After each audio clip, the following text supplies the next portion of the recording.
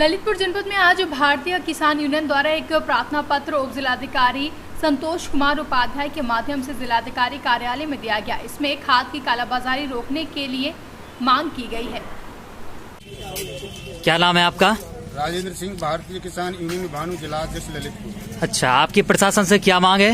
हमारी प्रशासन से मांग है कि जो खाद की कालाबाजारी हो रही है इसके लिए रुकवाया जाए और खाद की दुकानों को खुलवाया जाए। खाद में लगातार कालाबाजारी चल रही है जी, तो आपकी प्रशासन से मांग है कि कालाबाजारी को बंद किया जाए। जी, खाद दिलवाया जाए और दुकानें खुलवाई जाए। अच्छा, सूखे हम क्या फिर मर जाएंगे, डीजल महंगा है। 1400-1500 दुकानें बंद रख के रात के बेचते 14 से 13 से 15 से ही बोरी बेचे रात के चोरी से बोरी बिक रही है। दो नारे तो कछु नहीं होने का, सूख जाने।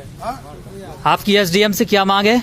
अभी हमारे एसडीएम साहब ने आश्वासन दिया कि हम तुरंत इस पर कार्रवाई करेंगे, पूरे बाजार में जाकर और छापामारी करेंगे, व्यापारियों को समझाएंगे कि उचित रेट पर खाद दो।